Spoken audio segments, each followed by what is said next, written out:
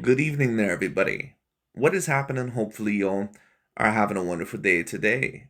So, when it comes down to it, I thought, of course, that I would do this little video and talk about this subject that I thought would be very particularly interesting.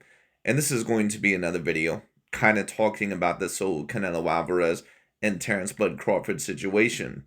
And for those of you that have not recently heard about the news within that of boxing, Canelo Alvarez, which is pretty much the opponent that I had predicted that he was more than likely going to fight next, that being of the undefeated Cuban IBF middleweight champion at the super middleweight champion at 168 pounds. I believe that I stated that ever since Canelo, of course, had to relinquish that title. That is who Canelo Alvarez is planning to fight next. Of course, with if the plans go according to plan, with Turkey Al-Ashid and Riyadh season, Canelo Alvarez versus Terrence Bud Crawford, quote unquote, super fight.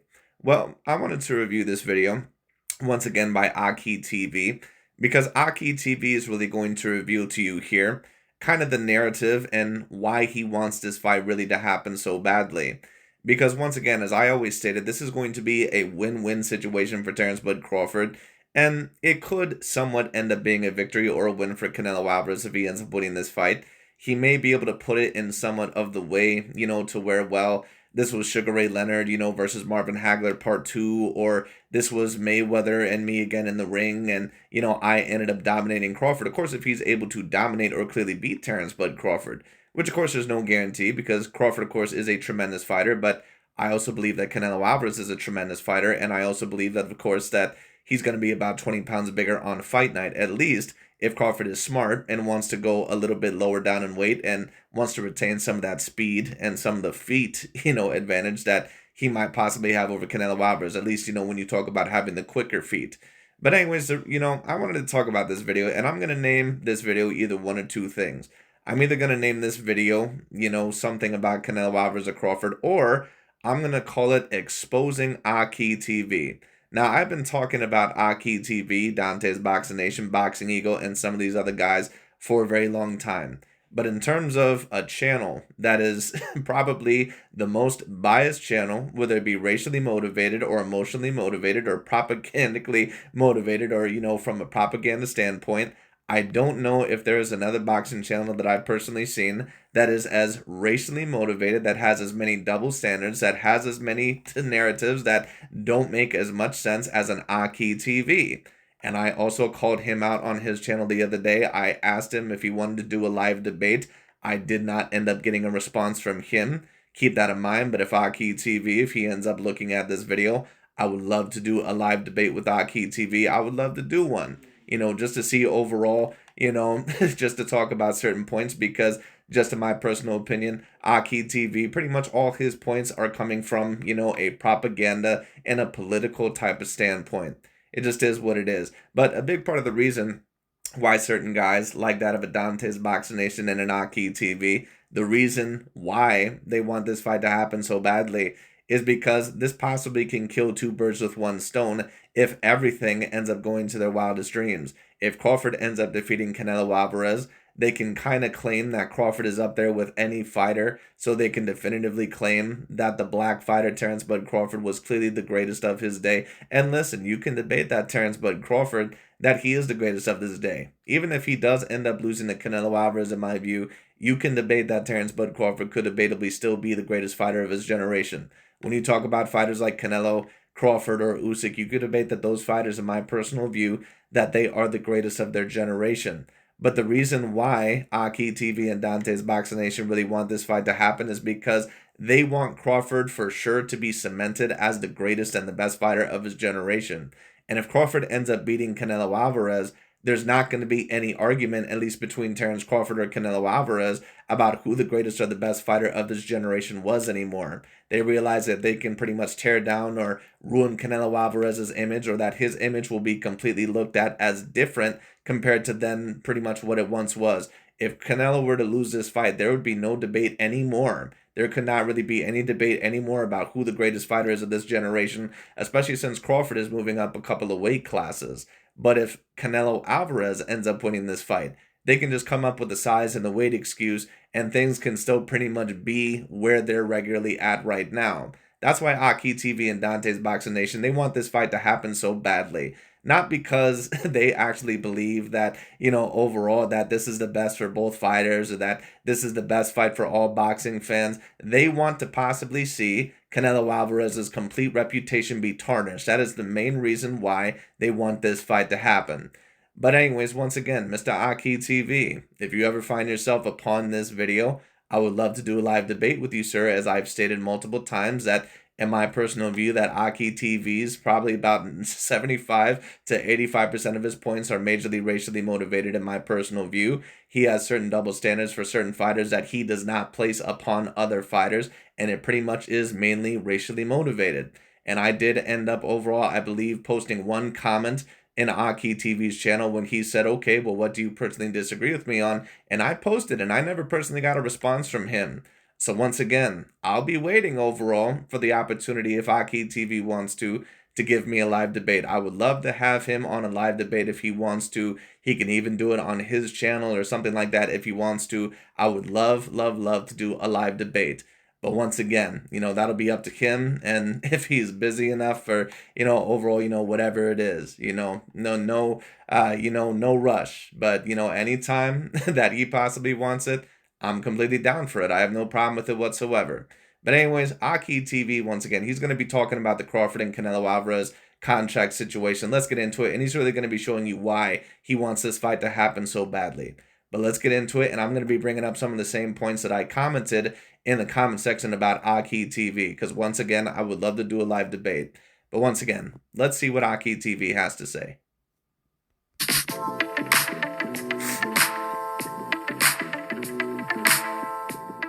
So the pound-for-pound king, Terrence Bud Crawford, gave his reaction to Canelo Alvarez signing a 4-fight deal with Turkey that includes his fight. Crawford said, quote, "I'm waiting on Canelo in September, and I'm going to shock the world in Riyadh season." End of the quote. This is huge for Crawford. Talk about daring to be great. If he pulls this off, beating Canelo Alvarez under these circumstances, of all of these disadvantages he's under, of pretty much moving up 3 weight classes to his 6th weight class to fight Canelo Alvarez, who was the undisputed champion at 168. Just to take a look at the quote-unquote 4 kings right there. I've discussed a multitude of times about certain fighters like Oscar De La Hoya and Tommy Hearns, and I've had certain people disagree with me on this. Listen, there are certain fighters that when you take a look at them, and I'm mainly talking about Tommy Hearns here, there are certain fighters that when you take a look at them, that when they start off at a certain weight class in their career, they don't really belong at that weight class for the majority of their career, or they can be quote-unquote weight bullies. Tommy Hearns was a guy that was 6'1" with about a 78 to 79 inch arm reach. He was incredibly fast. He was incredibly powerful. He was also very tall, very lengthy. Tommy Hearns was a guy that pretty much eventually belonged at the junior middleweight division, really at a minimum. That's why whenever people talk about Tommy Hearns, like I had this one person in my comment section the other day stating that, well, Tommy Hearns was my favorite fighter growing up, and you call Canelo Alvarez an all-time great, but I don't think that he's greater than Tommy Hearns, and Tommy Hearns is not within my top 35 of all time. And I agree, Tommy Hearns is not within the top 35 of all time in my personal view. Canelo Alvarez, in my view, you could debate is, as well as Terrence Bud Crawford. And you know why that is? Because Crawford and Canelo Alvarez, they were able to win certain big fights in their career that Tommy Hearns just was not able to do. Tommy Hearns, once again, was a guy that was 6'1" with the 78 inch arm reach. He was a guy that for his physical talent, it wasn't like Tommy Hearns couldn't compete with Hagler or Duran or Sugar Ray Leonard, in terms of power or speed or height and reach. Like, it's not like he was Canelo Alvarez, who's 5'7" with a 71 inch arm reach. It's not like he's a guy like that. He was a guy that had every physical edge in the world. Same with Oscar De La Hoya. But once they really started moving up in the weight, and once they started facing true A-grade level fighters that could really handle their size, they pretty much ended up losing every big fight in their career. And that's why certain people, they say, oh, you should calm down on Tommy Hearns. You're wrong about him. Well, what am I necessarily wrong about in terms of Tommy Hearns? Tommy Hearns was a great fighter, but there's a reason why he ended up losing to Sugar Ray Leonard. Now, I do think that he won the rematch, but, even if we're talking about that, he got knocked out in the first fight. He also got knocked out against Marvin Marvelous Hagler. He also got knocked out against Iran Barkley, a fighter that he really never should have lost to in the first place. But I believe that he lost to him on 2 or 3 separate occasions. And Roberto Duran was able to beat Iran Barkley. Now, Roberto Duran, of course, ended up losing to Tommy Hearns. But no offense, I really don't count that victory. And I know that a lot of people are gonna say, how could you say that? Listen, dude, Roberto Duran is a guy that started off at 135 in his career, and had he stayed at 135, he would have been a natural 135 pounder pretty much for the rest of his career. Roberto Duran moved up in 2 weight classes against Sugar Ray Leonard, beat Sugar Ray Leonard, to stay, I believe, not undefeated, but only with that one defeat at the time against that one Puerto Rican fighter. And then, of course, he would lose some other bigger fights. So it's not like Roberto Duran can't be penalized for that. But Roberto Duran, at the end of the day, he does have to be remembered, just in my view, as greater than Tommy Hearns. Because Roberto Duran against Sugar Ray Leonard, against Iran Barkley, and against some other opponents, even Davey Moore, he had severe physical disadvantages in terms of height and reach against a lot of those guys. Tommy Hearns had basically every physical advantage against those guys, but because of his lack of boxing IQ at certain times, his lack of defense, and also him being a bit chinny at certain times, he mainly lost all those big fights. It just is what it is. And that's why I also hold Oscar De La Hoya to the same standard. And that's why I say, when people talk about Canelo Alvarez, you don't understand how skilled you have to be in order to be 5'7" with a 71-inch arm reach, beat guys like Danny Jacobs, Gennady Golovkin, Caleb Plant, Callum Smith, who of course a lot of people kind of sleep on today, but he's still in my view is about an A- level fighter. Also keep in mind that Canelo is the guy that, other than Artur made the most competitive fight with Dimitri Bivol before Artur. And you're talking about a guy that does not belong at 175 and really is not even a fully fleshed out 168 pounder. So once again, you have to be an extraordinary level fighter in order to accomplish those things. You got these guys like AKHi TV and some of these idiots that claim that Canelo Alvarez, that he's just an average boxer. That's not possible when you're someone that is 5'7" with a 71-inch arm reach, and against a lot of your opponents from 160 and up, you were smaller than, and they're A-grade level fighters, at least some of these guys, but yet you're still able to beat some of these opponents. That's not possible. Then, without a doubt, Crawford will stamp his name as one of the greatest 5 fighters of all time. Even when he's long gone, his name will be mentioned next to Muhammad Ali, Sugar Ray Leonard, Sugar Ray Robinson, Floyd Mayweather, and Roy Jones. That's how great Crawford... Right, but this is how you can tell that AKHi TV doesn't believe in a lot of the bullshit that he's saying. If Tommy Hearns were to beat Iran Barkley or Roberto Duran, even when he defeated Iran Barkley, like, no one ever says that Roberto Duran, or at least, not these guys, you never hear like AKHi TV and Dante's Boxing Nation state, oh wow, Roberto Duran is one of the top 5 greatest fighters of all time because he really went in a weight class that he didn't belong in and he beat Iran Barkley. I mean, to be fair, you could debate Roberto Duran maybe within the top 5 fighters of all time if you want. In my view, he kind of lost a little bit more fights to kind of penalize him a little bit, but I mean, it's debatable because it's not like he doesn't have great wins at 135 and also against Ray Leonard and Davey Moore and, of course, Iran Barkley, a weight class that he really never had any business being in the first place. So, I mean, Roberto Duran was an all-time great level fighter. Even Floyd Mayweather, even the great Mayweather, I believe, has Roberto Duran within his top 5 fighters of all time. And I don't even think that he has Sugar Ray Leonard within the top 5. So, I mean, you never hear these guys say that Roberto Duran is top 5 of all time, but if Terrence Bud Crawford, apparently, if he beats this Canelo Alvarez, who allegedly is this average level boxer, is this guy that apparently is super overrated, this guy that does not have an elite level skill set, Terrence Bud Crawford is going to be a little bit taller and lengthier than Canelo Alvarez. I mean, of course, Canelo is going to have the main physical advantages, but remember, Canelo Alvarez is an average level boxer. So why would Terrence Bud Crawford be remembered as up there with Floyd Mayweather and Sugar Ray Robinson and Ali and, overall Roy Jones Jr., some of the greatest fighters ever, at least top 5 or top 10 of all time, but you defeat a guy that is super average? That's how you can tell, once again, that AKHi TV and Dante, they don't believe in any of the shit that they're saying. Because if Terrence Bud Crawford, say, for example, if this was Janabek, no one would ever be stating that, oh, this is going to make Terrence Bud Crawford the greatest fighter of all time. No one would be saying that. So once again, AKHi TV can tell you this bullshit all he wants to. He doesn't believe that. And, the reason why he doesn't believe that, you can tell it right there. People will tell on themselves with the standards that they apply on certain fighters or other people. Crawford will be. He will make up for all of the lost time and the hardships he dealt with in his career, being the boogeyman in the sport as the pound-for-pound king. No one wanted to fight him for years. For an entire decade, Crawford was pound-for-pound number one, and no one wanted to fight him. All that is bullshit. Terrence, and this is one of the points that I brought up with AKHi TV in the comment section. So for those of you that can answer me this question, for those of you that may agree with some of AKHi TV's views, let me ask you this question. For those of you that go that far back and claim that Terrence Bud Crawford was the number one pound for pound directly after Floyd Mayweather and directly after Andre Ward, and that fighters like Lomachenko and Canelo Alvarez did not deserve to be the number one pound for pound fighter, let me ask you this.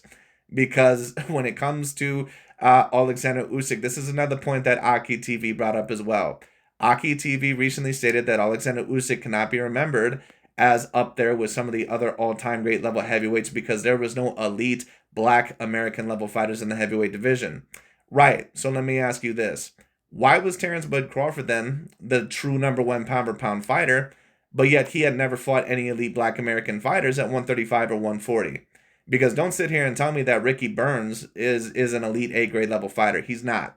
Don't sit here and tell me that Raimundo Beltran is an elite level fighter. He's not. Don't sit here and tell me that Julius Ndango or Victor Postal are, these super, great, slick fighters. They're not. Now don't get it twisted. Some of those guys are decent B-grade level names. I think that Victor Postal at the time was A-. But once again, Alexander Usyk, the standards that AKHi TV has for Alexander Usyk, he can't be remembered as a greater all-time heavyweight, or at least it was up there with some of the guys like Holyfield or some of the other guys like that, because there were no great black American champions or black American fighters in the heavyweight division today. So how does it make sense then that Terrence Bud Crawford was clearly the number one pound for pound guy at that current moment in time, and he was facing no elite black level fighters? Because the best black fighter that he had fought up to that time was Julius Ndango. I mean, you might be able to count Yuriorkis Gamboa, depending on if you count him as a black fighter or not. I mean, I don't really, but I mean, that's kind of up to you. You can tell that he has, of course, a little bit of black mixture, but, he mainly looks Latino, Cuban to me, but I mean, that's up to you. But I mean, the thing is that, Terrence Bud Crawford, it's not like he was just fighting this great list of black American fighters or black fighters. When you talk about the elite level black fighters, Lomachenko and Canelo Alvarez has had more elite black level fighters at that point in time in their career than what Crawford did, period. You're talking about Canelo Alvarez that had a Lara on his record, that had an Austin Trout, and also had a Danny Jacobs on his record. He had all those guys, all right? And then you're talking about Lomachenko, who after the Salido loss went on a tear and beat guys like Gary Russell Jr. and also Guillermo Rigondeaux and Nicholas Walters. Who did Terrence Bud Crawford that was a black fighter that was as great as any of those guys that Lomachenko had fought up until really he had fought either Sean Porter or Errol Spence Jr.? But Terrence Bud Crawford, remember, he's the guy that was for sure the number one pound for pound guy right after Floyd and Andre Ward, but yet he had not faced any elite black level fighters, which also brings me to another point. Why was Andre Ward remembered as the number one pound for pound fighter then when he didn't fight any elite black fighters other than Chad Dawson? And in that fight, Chad Dawson was drained all the way to 168 pounds in a weight class that I believe that he had never fought in before. But remember, Andre Ward is an all-time great when the two biggest wins of his career are over Carl Froch, a very flawed Caucasian British fighter, although, decently great, and of course, Sergey the Crusher Kovalev. So once again, it's very interesting how AKHi TV loves to use this narrative of how, Canelo fought a lot of these European weak white boys at 168, but then Andre S.O.G. Ward and Terrence Crawford, when they fought guys like Madrimov and Victor Postal and Carl Froch and Mikhail Kessler and those guys were just these monsters. Like, come on. They tried to freeze him out, and I'm not talking about PBC. Remember, Bob Arum was on record saying he killed the Manny Pacquiao fight. Yes, he did someone kill the Manny Pacquiao fight, but let me tell you what, Terrence Bud Crawford not getting a certain amount of the PBC fights, that was his own damn fault. Terrence Bud Crawford could have left Bob Arum years ago. Instead, he was the one that decided to re-sign with him, I believe on one or two different occasions. He decided not to sign without Heyman in the PBC. Now, when AKHi TV is saying all this shit about people ducking Terrence Bud Crawford, all that shit is a lie. Now, don't get it twisted. I'm not stating that fighters were just rushing in there to fight him by the dozens. But when you talk about fighters avoiding him at 135, there were no fighters that were avoiding him at 135. Everyone had pretty much fought him there. There just wasn't that much of competition. everyone had fought him at 140. There just wasn't that much of competition. Now, at 147, many people tried to claim that he was getting avoided by Danny Garcia and some of these other guys. Well, at the end of the day, you should have signed with the PBC. You signed with a guy in Bob Arum that is known for not working with Al Heyman or the PBC to a very great deal at all. That's the guy that you re-signed with for years. Like, give me a fucking break. And then when the opportunity finally arises with Sean Porter, at first you don't even want to take the fight.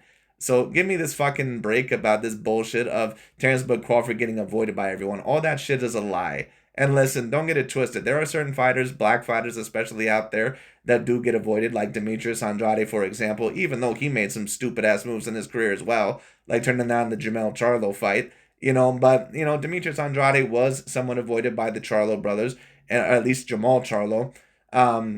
He was someone avoided by Canelo Alvarez. He was someone avoided by Billy Joe Saunders. He was someone avoided, I believe, by Gennady Golovkin. So, yes, there are certain, black fighters or black American fighters out there that are avoided. Terrence Bud Crawford, even though there are certain people that weren't just rushing to fight him, all this shit about Crawford being avoided by everybody for his whole career, all that is bullshit. And Terrence Bud Crawford, once again, he had the opportunity to sign with the PBC. He decided to stay with Top Rank. That was his decision. That was no one else's fault but his. Well, guess what?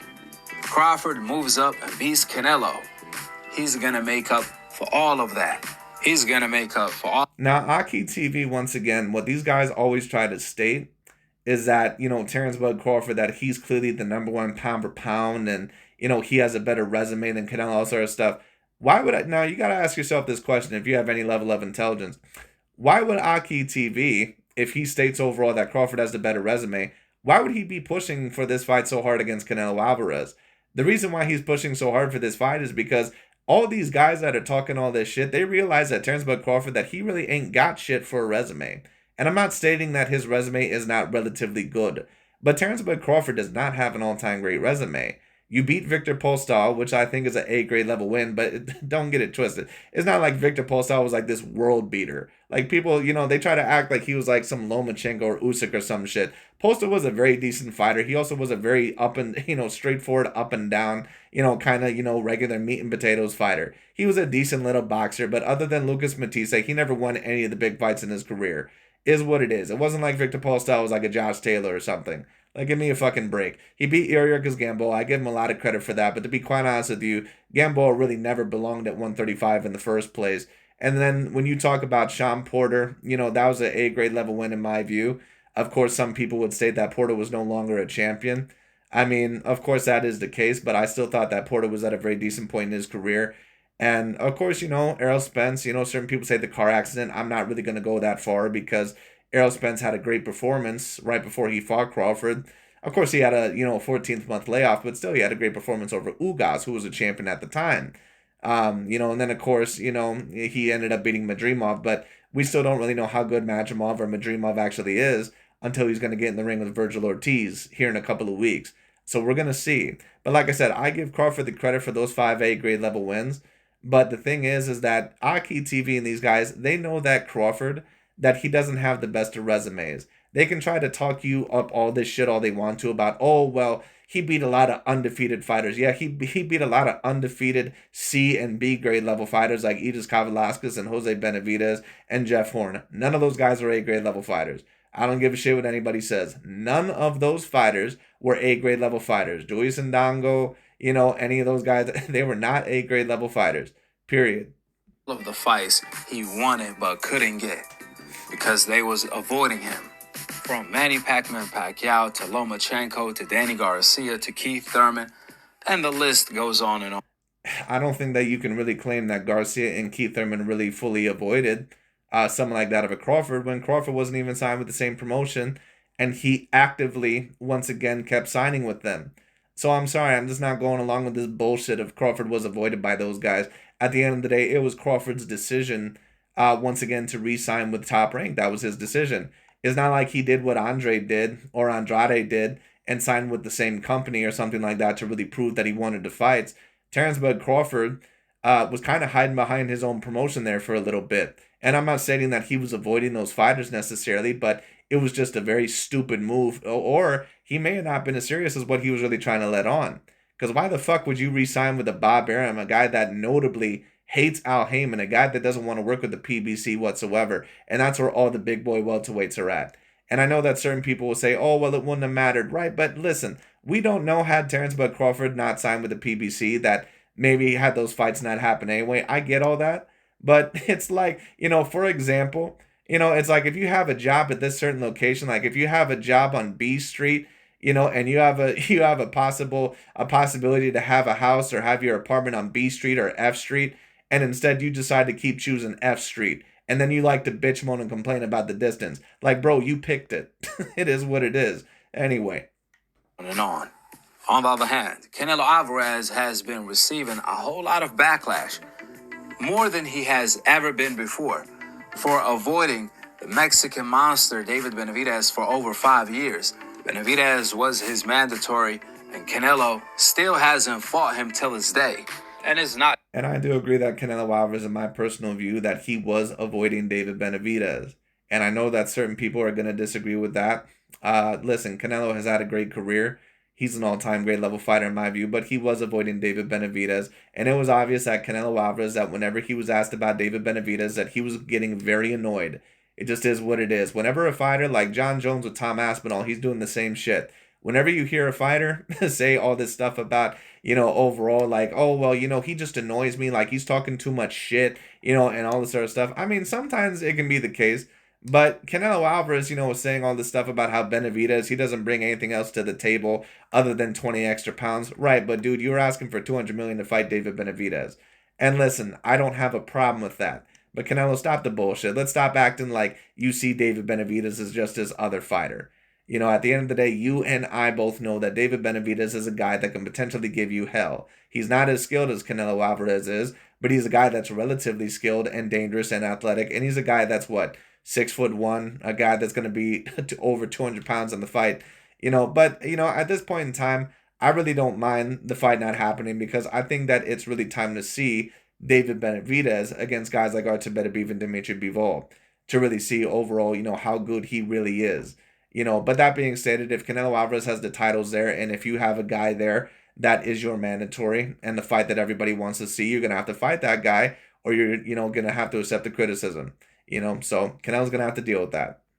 Just Benavidez for over a decade, since Canelo been at 154, he avoided the mentally right Jamal Charlo. No, he didn't. And this is also another bullshit narrative from a lot of these channels like Dante and AKHi TV. No, Canelo Alvarez did not avoid Jamal Charlo. Canelo Alvarez actually had offered Jamal Charlo a offer one time, I believe at 160, and Jamal Charlo had turned it down. This has been reciprocated actually by both Charlo brothers. I believe even when Jamal Charlo had a little bit of a beef, with Jamal Charlo for whatever reason, and he said it at one point in time, he was talking shit about how his brother turned the contract down.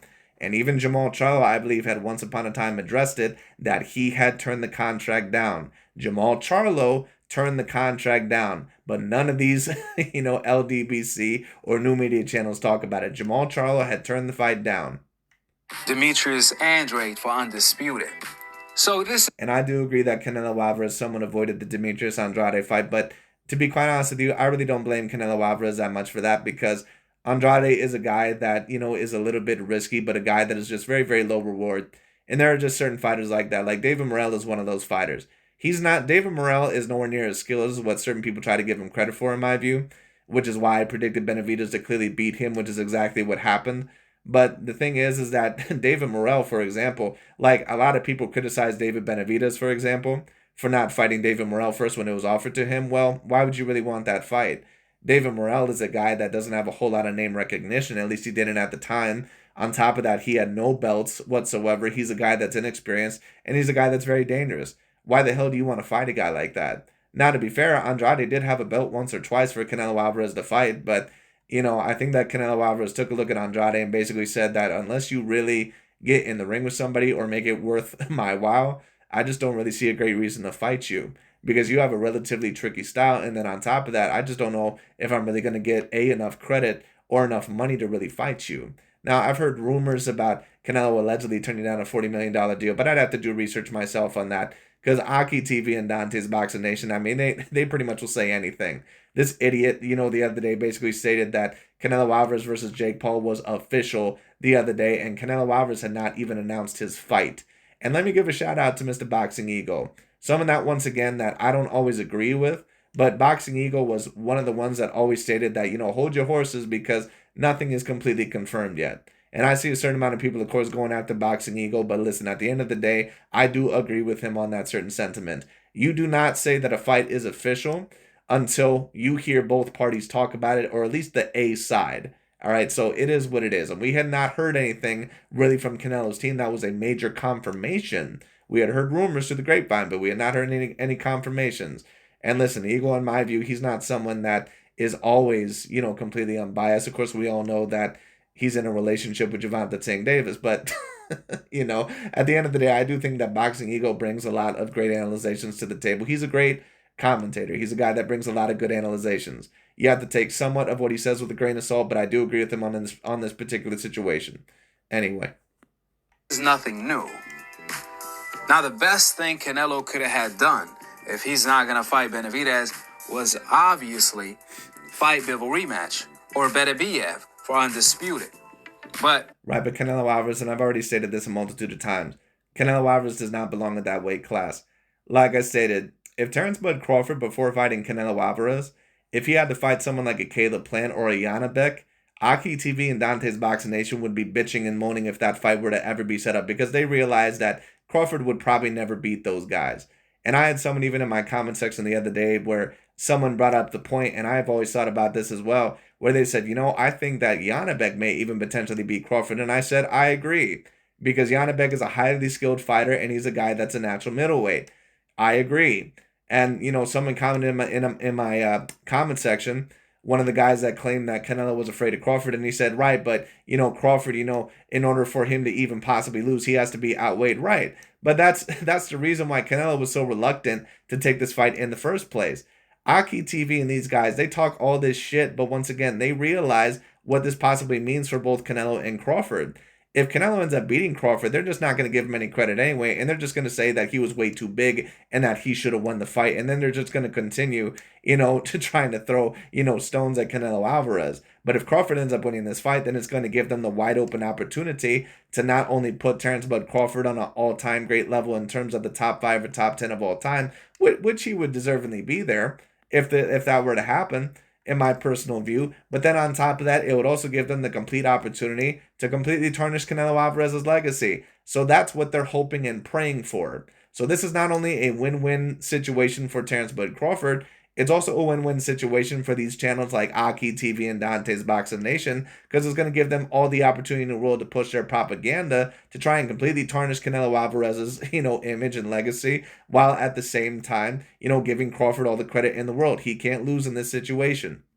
Since he didn't want to do none of that, fighting Crawford is obviously the best choice because this gives him the biggest fight of the year. Crawford is pound for pound number 1. And in my personal view right now, even if you were to debate Terrence Bud Crawford as the number 1 pound for pound fighter, I would understand it. But right now, especially after what Usyk was able to do against Tyson the Gypsy King Fury and in that heavyweight division, the fact that he was undisputed in 2 weight classes and he was able to do it in a weight class where he never had any business unifying that weight class in the first place, I have to give Usyk right now the number 1 spot. And on top of that, Usyk looked better against Tyson Fury than what Terrence Bud Crawford did against Israel Madrimov. So, I mean, is what it is. And I know that certain people are going to say, you got these idiots like AKHi TV and Dante saying like, oh, you can't compare it. Tyson Fury was looked at as a borderline top 10 pound for pound level fighter on some list when Usyk was facing him. All right. And on top of that, Fury was significantly bigger in every range, lengthier, taller, heavier, and a very decently skilled heavyweight fighter. A guy that can fight within a multitude of ranges. Sure, not without his faults, but a guy that definitely is someone that deserves, more pound for pound acclaim than a fucking Madrimov. I mean, give me a break. Someone that had, 12 total fights. We don't know how good he actually is. He's never fought anybody other than Crawford in his whole entire life. And Terrence Bud Crawford pretty much had a 7 rounds to 5 fight with him.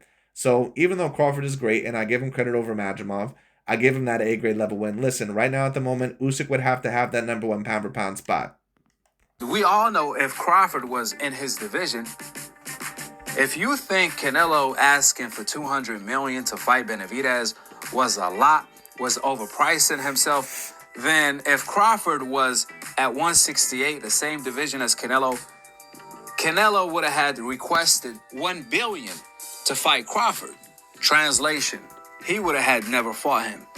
In fact, even if Crawford was one division below Canelo, still, Canelo would have had never fought Crawford. The only reason... Well, listen, at the end of the day, Canelo Alvarez, people can criticize Canelo all they want to, but listen, at the end of the day, Canelo did fight a lot of great fights and A-grade level fighters in his career. Is he a man, or is he a fighter that has had just a completely spotless career in terms of controversy? No, at the end of the day, he has been caught on performance-enhancing drugs. You know, of course, there was the David Benavidez situation. Of course, you know, I do think that he someone avoided the Demetrius Andrade fight. But look, Canelo Alvarez has fought guys like Austin Trout, Sonny Lara, Miguel Cotto, Gennady Golovkin, Sergey Kovalev, Caleb Plant, Billy Joe Saunders, Callum Smith. You know, he also fought, Jamel Charlo. You know, he fought Jaime Munguia. You know, Danny Jacobs. He fought all those guys, man. So, I mean, listen, is Canelo Alvarez a guy without complete controversy? No. But he's a guy to where you have to give the man his credit. He has probably the best resume out of any fighter within the past 10 years. And it just is what it is. And listen, I like Crawford a lot. He's an all-time great level fighter, just in my view, just like Canelo Alvarez or Usyk, or whoever you want to, also put up there with for this generation. But I'm sorry, Terence Crawford does not have the level of A-grade level fights as a Canelo Alvarez. He just doesn't. Is what it is. Canelo is fighting Crawford is because he's moving up pretty much 3 weight classes. And this is... Well, why would it be pretty much 3 weight classes when he's already won a belt at 154? See, AKHi TV and these guys, they know the difference between when a fighter really belongs to that weight class and when a fighter really doesn't. But then when it comes to Canelo Alvarez at 175, they say, well, Canelo Alvarez, he was a natural light heavyweight. Like, get the fuck out of here. Like, no, he's not. Canelo is not a natural 175 pounder. And that's why I say when people are saying that, oh, you're avoiding Better Beef, you're avoiding Dimitri Bivol. Dude, Canelo's not supposed to be in the ring with those guys in the first place. Like, that'd be like, Oscar De La Hoya when he won the 160-pound title, basically stating that if you don't go back up there, and fight, Roy Jones Jr. or something like that, or if you don't go up and fight Bernard Hopkins, then you're ducking those guys. It's like, dude, Oscar is lucky to have won a 160-pound title in the first place because he don't belong there. He's not as big as anyone else there, man. Like, it's ridiculous. 6th division. This is something that has never been done. No one. Well, I'm not going to claim that, AKHi TV. Listen, at the end of the day, fighters have moved up 2 weight classes and won certain fights. So if you're going to be talking all this shit about how average Canelo Alvarez is, and all this other stuff, listen, we all know that Terence Bud Crawford, that he's not super acclaimed to 154 even yet. So I understand somewhat what AKHi TV is trying to say. But look, if you're going to be talking all this shit about how average Canelo is and in terms of skills, how they don't even compare, at the end of the day, it's not like this is the only time a fighter has moved up 2 times in weight or 2 weight classes and actually won the fight. Usyk was just able to beat Tyson Fury on 2 occasions, when in all actuality, he was probably about 3 weight classes bigger than Alexander Usyk. Yes, there was only a 1 weight class separation, but Fury isn't just a heavyweight, he's a super heavyweight. Like when you talk about AJ, Deontay Wilder, Tyson Fury, all of those guys are super heavyweights. And I know that I'm going to get some Deontay Wilder fans, and you're saying, what are you talking about, Deontay? Well, Deontay Wilder's not a super heavyweight.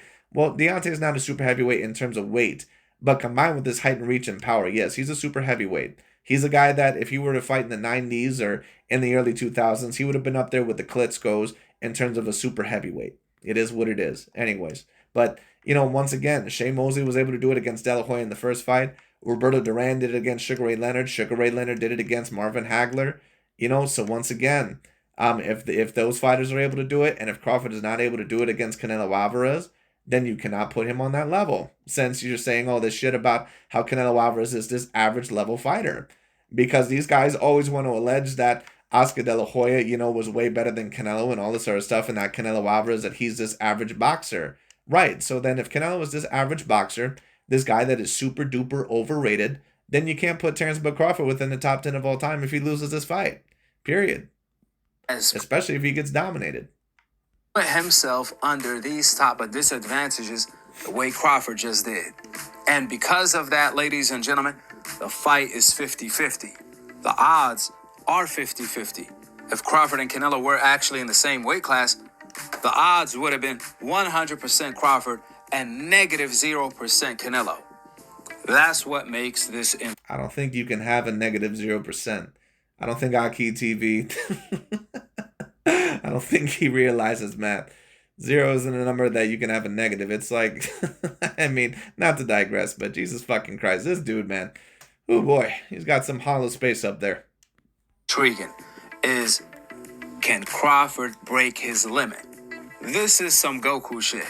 We already seen Crawford go Super Saiyan, but the question is, can he go Ultra Instinct? Since that's what it's gonna take for him to beat Canelo. He can't be catching and shooting Canelo. Right, but once again, Canelo Alvarez is going to be about 20 pounds bigger than Terrence Bud Crawford more than likely. Floyd Mayweather Jr. was able to beat Canelo Alvarez when Canelo was 15 pounds bigger. We all seen Sugar Ray Leonard when he was able to move up 2 weight classes to beat Marvin Hagler. We seen Duran do it against Sugar Ray Leonard. We also seen him with Mosley and Oscar De La Hoya.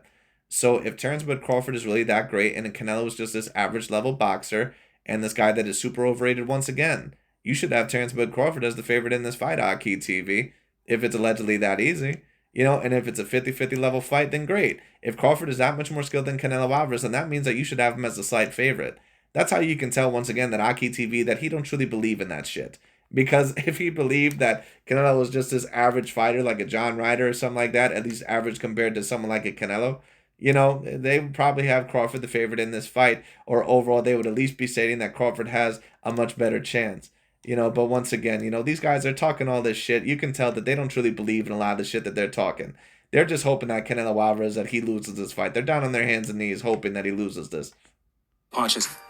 He's going to have to make Canelo miss completely and counter him, because Canelo is going to be much, much, much bigger than him.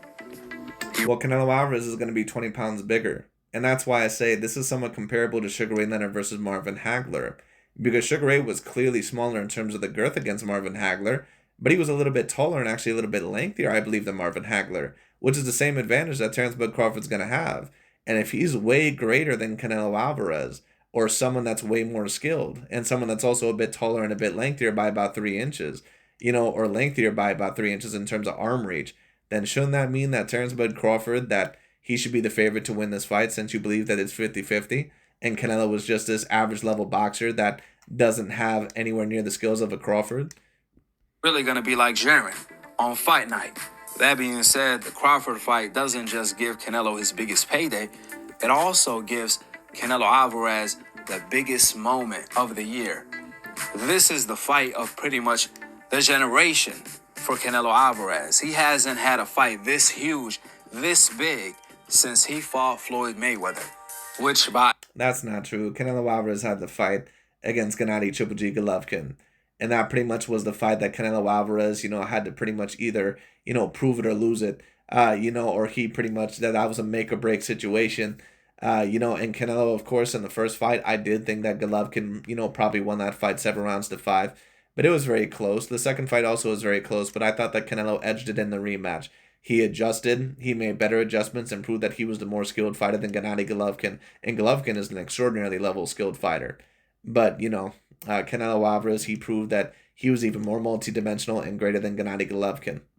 Agreeing to fight Crawford instead of Jake Paul, he at least calmed down the backlash he was receiving for ducking all the other fighters he was supposed to fight. Now he can focus on someone. Well, the only 2 fighters that I would really criticize Canelo Alvarez in terms of quote-unquote avoiding would really be either a Demetrius Andrade, and honestly, I really can't even go after Canelo Alvarez that much because, you know, Demetrius Andrade is a guy that, unless he really starts beating people, he just doesn't really offer you a whole lot in terms of if you actually face him. He's a guy that's relatively tricky, but then on top of that, like, he's not super well known. I'm not quite sure how good of a payday he's actually going to give you. You know, and I know allegedly there was a thing about him having 40 million, you know, with Canelo Alvarez. I mean, it's possible, but I'm just not quite sure how believable that actually is, especially with Andrade, someone that's really never generated any revenue whatsoever. So, I mean, it is what it is. Anyway. He has all the But once again, I'll criticize him a little bit for David Benavidez because I do think that he avoided that fight, and maybe a bit for Demetrius Andrade. But AKHi TV and these other guys, they try to make it seem like Canelo was just avoiding everybody in his career. Dude, listen, at the end of the day, Canelo fought Austin Trout. He fought Floyd Mayweather. He fought Bivol, and he lost the Floyd and Bivol fights, of course. But when you want to talk about the fights that he won, he fought Lara. A lot of people avoided Lara. The Charlo brothers could have potentially fought him at 154, same with Andrade. Those guys really didn't want to fight Lara. Like, that pretty much gets completely erased. Canelo was the only guy that really fought him. Now, of course, Lara kind of embarrassed him into taking the fight at the press conference, but Canelo still could have said, that you don't have enough wins or that you never won a belt before. Why would I face you? Canelo could have made that excuse, but instead he took that fight. So he deserves a great amount of credit for that. And then, of course, he also fought Austin Trout, like I stated, in order to make the Mayweather fight. He fought Miguel Cotto. He fought Gennady Triple G Golovkin. He fought Danny Jacobs. He fought Sergey Kovalev, Callum Smith, and Caleb Plant, and Billy Joe Saunders, and Jermell Charlo, and Jaime Munguia. And I'm sure that there's another one that maybe I'm forgetting. Canelo has a great resume. So once again, these guys will say that Canelo just avoided everybody in his career. That's not the case. And he tried to make the fight with Jermall Charlo. Jermall Charlo turned it down. advantage is over. And he tried to make the Jermall Charlo fight when Jermall Charlo was looked at in his prime. But Jermall Charlo turned it down. That was eventually released. I mean, what could go wrong? Canelo is looking at Crawford like a little man. How can he move up and do anything? Yeah, Crawford is knocking out everyone at 147, but this man too little to move up 3 weight classes to fight me and knock me out. That's how Canelo is looking at it. Worst case scenario. Right, but AKHi TV, aren't you the same man that claimed that Canelo Alvarez was avoiding Terrence Bud Crawford and that he was scared of Terrence Bud Crawford? This is how you can tell that AKHi TV doesn't believe in a whole lot of the shit that he actually says. How are you going to allege that 1 week that Canelo Alvarez is avoiding and ducking Terrence Bud Crawford, and then when the fight is finally accepted, he says, oh, well, Canelo Alvarez takes this fight because he says, what can this little man do against me? Well, I thought just last week he was ducking Terrence Bud Crawford because he realizes that Crawford is on a whole nother level. So you know what that tells me, AKHi TV? What it tells me is that you're selling wolf tickets like you usually do. You're full of shit, and most of the shit that you say, you talk all this shit on fighters that you know you need to tear down, and then when it comes to finally making the fight happen, you pretty much end up discrediting that level, that fighter. Like, get the fuck out of here. Is Canelo gets outboxed in a close fight, which makes this a win-win situation for Canelo Alvarez, since he knows there's no win-win situation in this situation for Canelo Alvarez. If Canelo wins this fight, many people are just going to claim that he was way bigger. If he loses this fight, then his legacy is completely tarnished and looked in a completely different light forever. There's no win-win situation in this for Canelo Alvarez. AKHi TV is trying to frame it like this, but he knows damn well that there's no win-win situation for this. Like I said, this is the reason why I like to review AKHi TV's videos. This dude is such a scam artist. Like, this dude is such a fucking politician. from the bottom of his heart, he could never be anyone as remotely close as Crawford. If you're thinking of going back to school to get a new job so you can earn more, don't do it. If you want to learn how to edit really well from professional Hollywood editors, we're going to show you the stuff that nobody else has. But with all these disadvantages Crawford has on his side, from being the older fighter, he's 38 years old. Terrence Bud Crawford is 38 years old, but when you talk about wear and tear, Canelo Alvarez is a little bit older than Terrence Bud Crawford. And certain people are not going to get what I mean by that. Because I had one person in my comment section stating that, what type of sorcery are you trying to pull? Canelo Alvarez is 3 years younger than Terrence Bud Crawford, but yet you state that Canelo is really older than Crawford. They both clearly have wear and tear, and they're both aging as fighters. But people need to understand this, especially when it comes to sports. It's not always about how old you are. It's about how much wear and tear that you've had. It's about how long you've been doing it. It's about what type of injuries have you had. What type of fights have you been in? What particular weight classes have you been in? Not everyone ages the same. Kell Brook, after his fights with Gennady Golovkin and Errol Spence, he was done. He was never the same. Like he was over. Like when you talk about, also, comparing certain things, like I believe that I had this man Dantra in my comment section, and he was stating this stuff about, David Benavidez, who deserves more credit over Vosdik than what Canelo does Sergey Kovalev. Nonsense.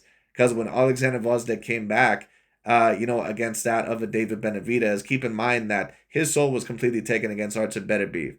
Now with Dantra, what he tried to make the point of was that, well, Vosdick, he beat, Adonis Stevenson. So how can you really break that point? Right, but he didn't.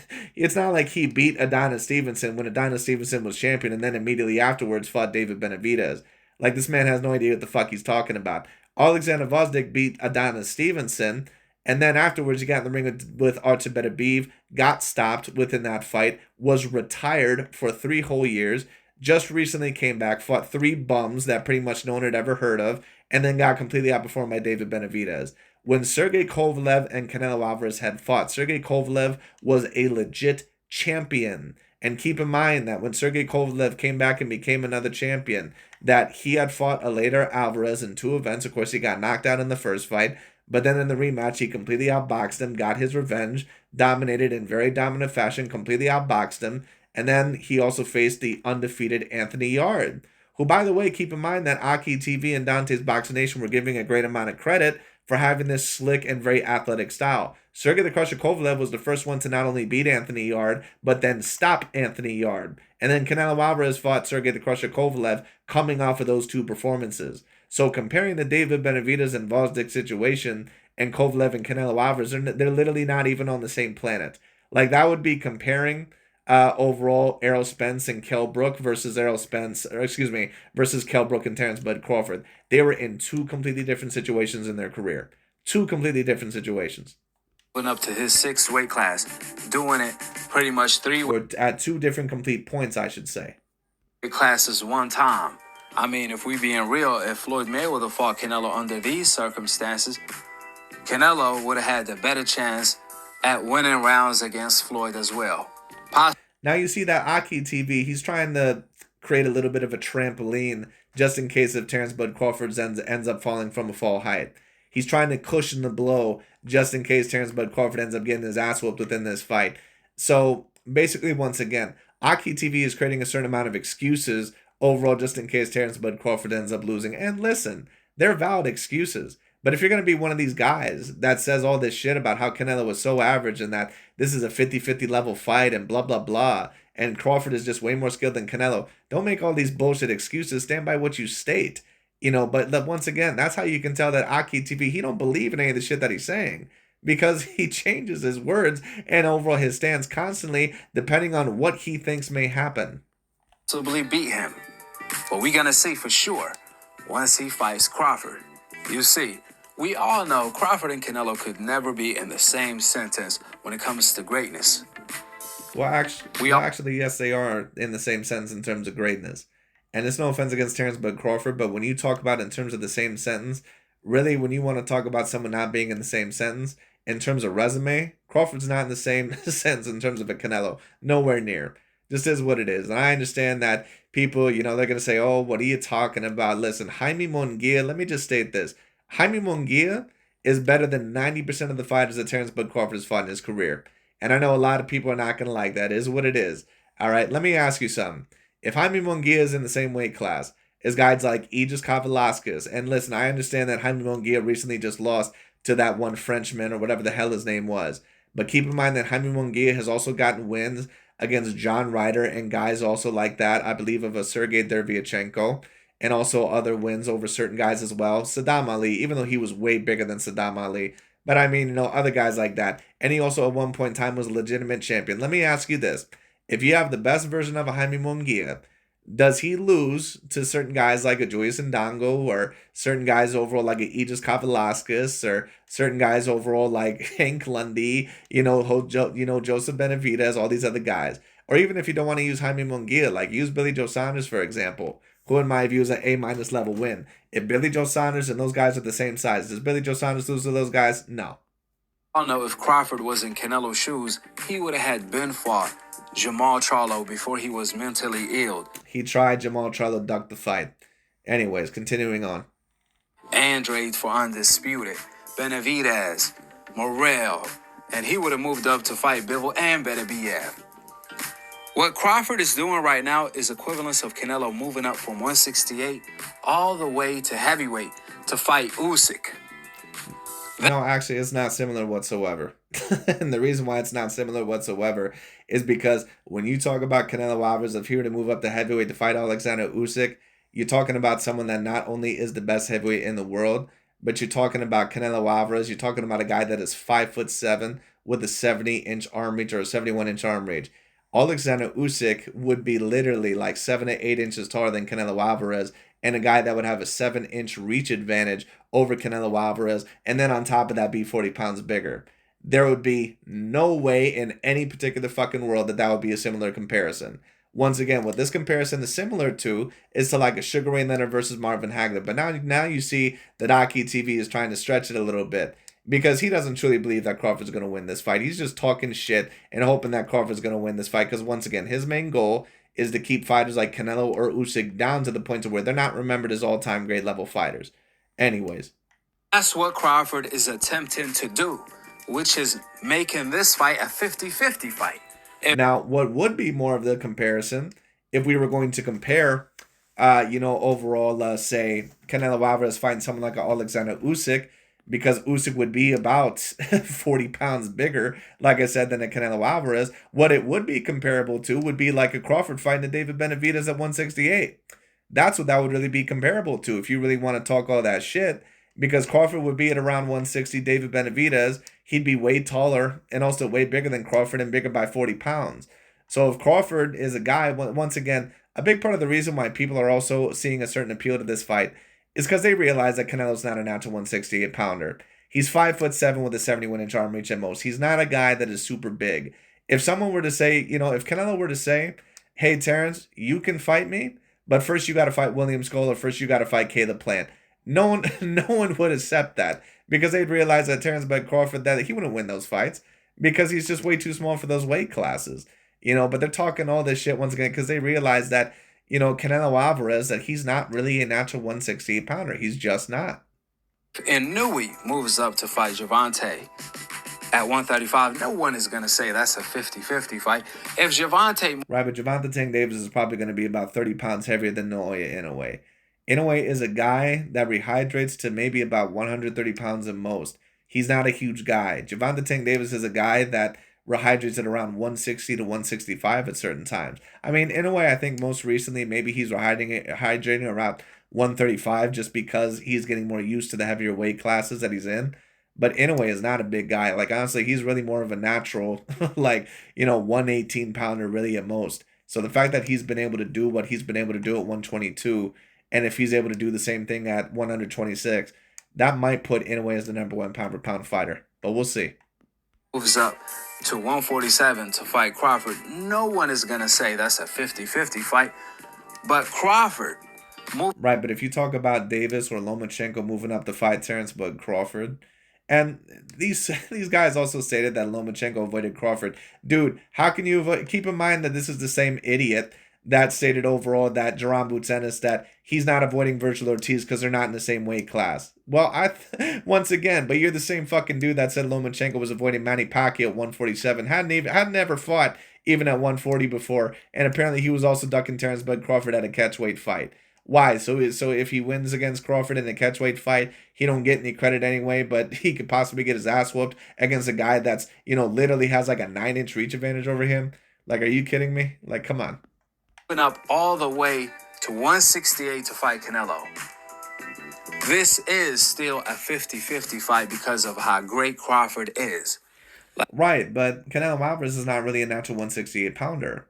He's 5'7", overall once again with a 71-inch arm reach. Crawford has a reach advantage. He has a slight height advantage.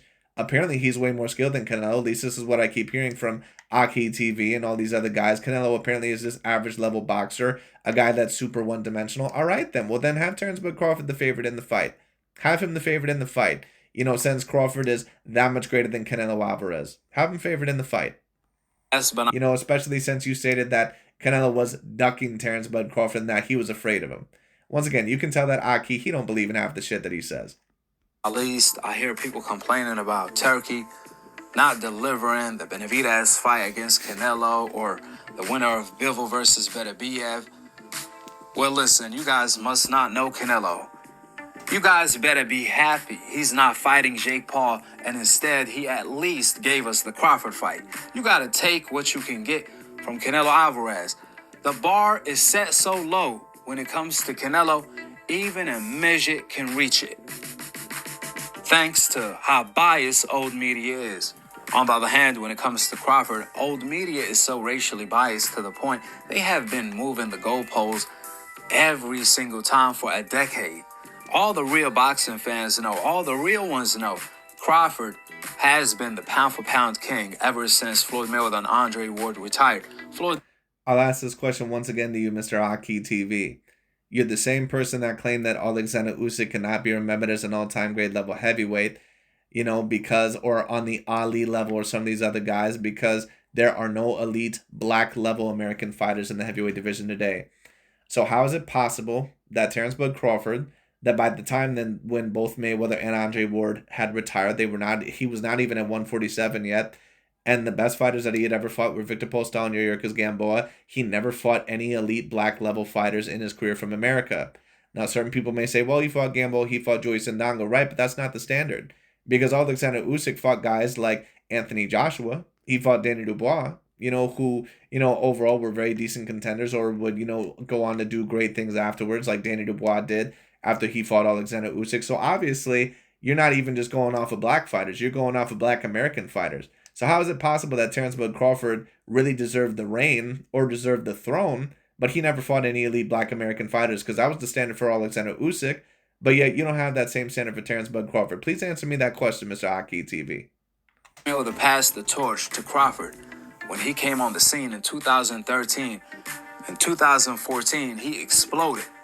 And then when Floyd Mayweather retired in 2015, Crawford took boxing by storm, while old media tried their best to bury his accomplishments disrespectfully. They weren't burying his accomplishments. It's the same reason why certain people criticize Inoue right now or state that he's not the #1 pound-for-pound fighter is because they don't think that he's facing the greatest level of competition.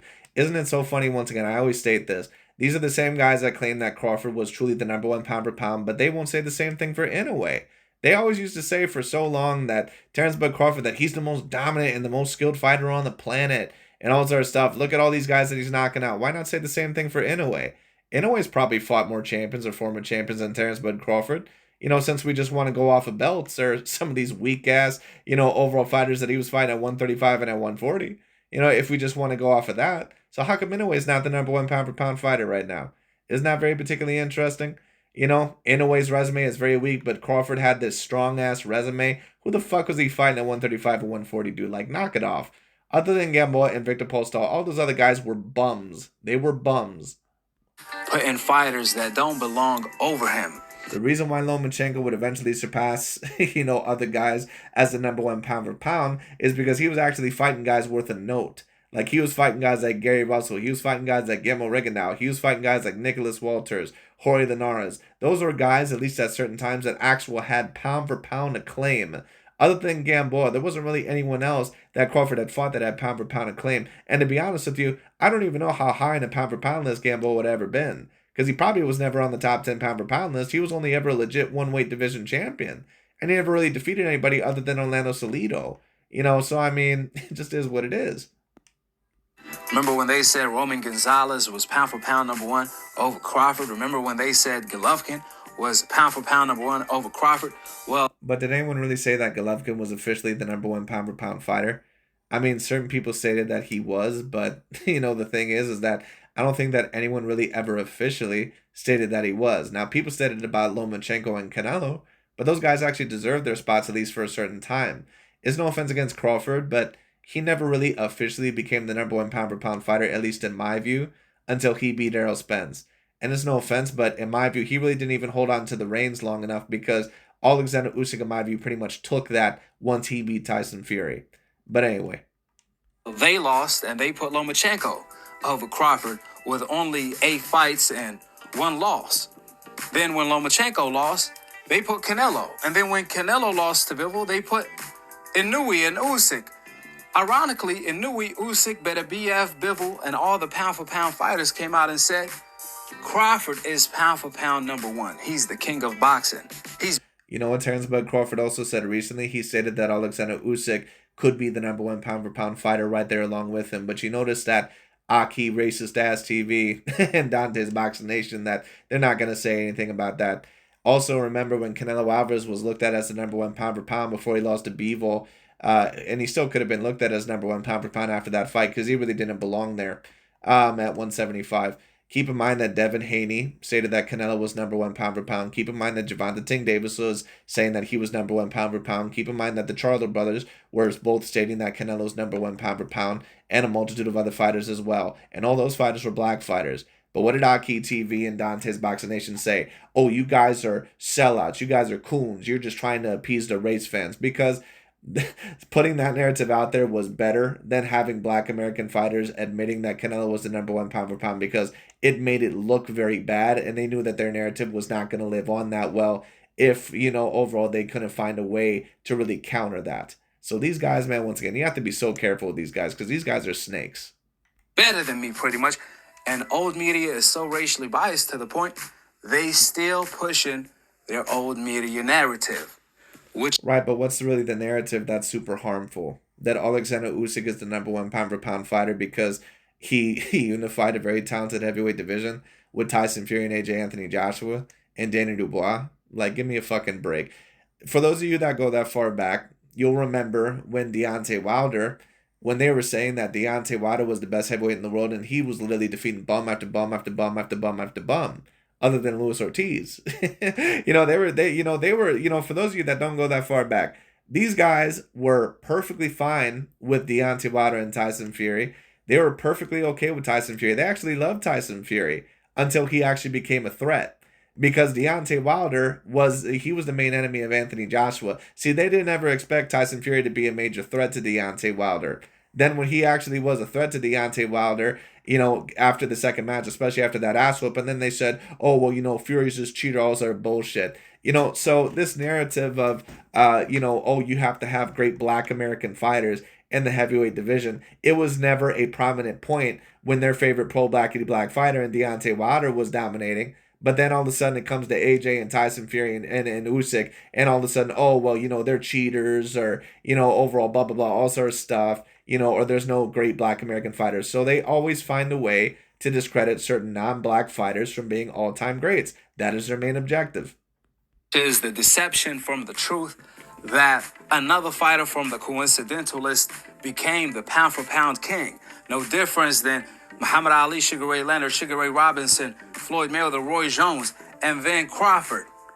They try to see, AKHi TV basically just told you what his goal is.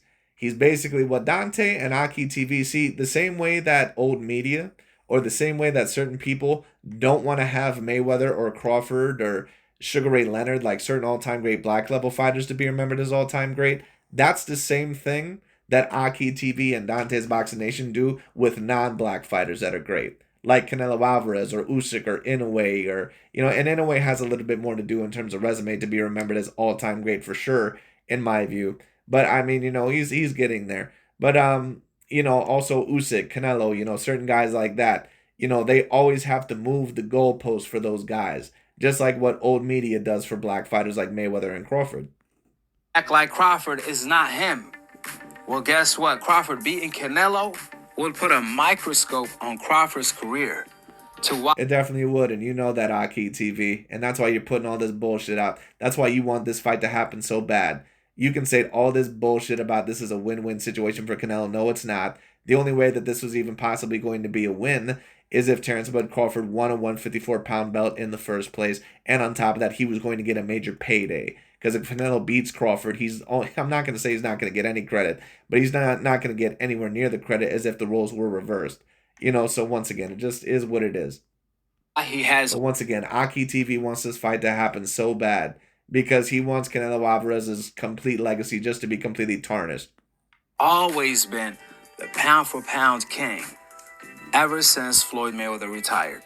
No, he wasn't, because after that, Andre Ward was the #1 pound-for-pound fighter. And then after Andre Ward, Lomachenko had kind of taken it for a bit. After Lomachenko, Canelo took it for a bit. And then after Canelo, Crawford was probably the #1 pound-for-pound fighter after him for a little bit. But then right after Crawford, you can claim that Usyk took the reins.